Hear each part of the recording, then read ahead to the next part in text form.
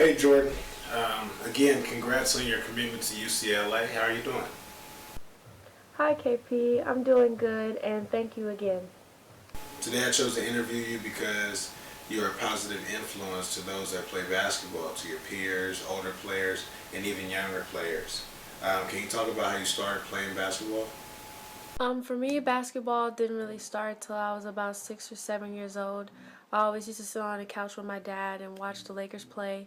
So ever since then, I decided that I want to play basketball for fun. So my mom signed me up for GBL Lady Rebels, and at first I thought it was just something to do, just for fun. But then once I started practicing more and getting good at it, I decided that I actually wanted to play the sport.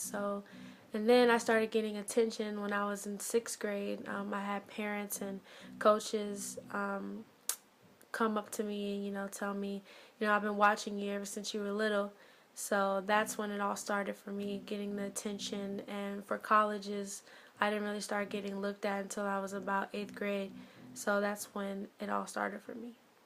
Once you received attention, how did things change for you? Things did change once I started getting attention. Like I said before, when I was younger, I didn't really see basketball as a serious sport. When people started giving me attention, I started, acting a different way, carrying myself in a more positive way. Not saying that I was carrying myself in a bad way. I just wanted to be more cautious and more aware of what I was doing because I know other people were watching me and see how I would act at tournaments or just anywhere in general. So that also changed, and also that maybe I could possibly go to a great school on a basketball scholarship. So attention really did change the way I acted and the way I carried myself. My first time seeing you play was when you came to the Bay. It was your sophomore year, and I was impressed with your court presence, your poise, your skill set, and just what you brought to the game. Since that point, what are some things that you worked on? Like, what were you told that you need to work on to succeed at the next level? For me, I've been working on a lot of shooting. I know that I wanted to implement that into my game, knowing when to shoot, knowing when to attack the rim. So that's one of the things that I've been working on. My coaches told me that I needed to work on leadership. As a point guard, I should, lead on and off the court with my teammates. So, checking in on them, making sure that they're okay, making sure if they need anything that I'm there and they can always talk to me.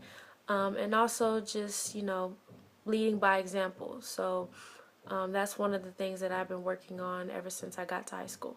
Yeah, at the next level, shooting is really important, especially being a point guard. Can you briefly talk about the recruiting process, how that was for you? The recruiting process was very stressful, but it was a lot of fun. I was very fortunate and blessed to have a lot of colleges be interested in me, and I was also lucky enough that I got to choose the colleges that I was interested in as well. I didn't really start thinking about college until my junior year, so I kind of had in mind the schools that I was interested in. So I already had my six, and UCLA wasn't even in my top. But as the recruiting process, kept coming along, I started looking into UCLA and all that it had to offer. So that's when I committed to UCLA after the state championship of my junior season. So now I understand that this season is different than your sophomore season when I saw you play, and also this season is different than last season, how you got all the way to the Arco. Um, what is your focus going into this season being a senior? I think being more focused is something that we definitely need to work on this year. Playing with 110% effort every time we step out onto the court.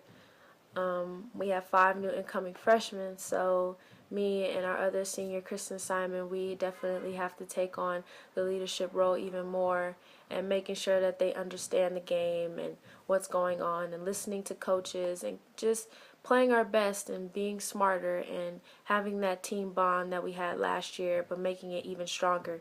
So that's some of the things that we need to work on, just the small details that can hopefully get us back to where we were last year.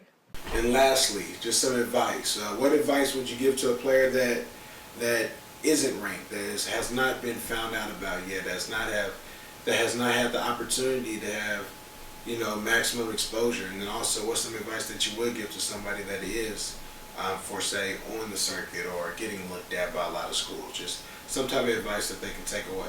I would say to the people who aren't getting max attention is just to keep working hard, and everything will work out in the long run, and it will be worth it in the end. To the people who are highly ranked, I would say you're very fortunate and blessed to be ranked, so just keep working even harder because nothing is promised, and there's always somebody who's working harder than you. Thank you, Jordin, for your time in the interview and the words of advice for the players. Good luck this season, and hopefully you can get back to that state. Anytime, KP. Thanks again.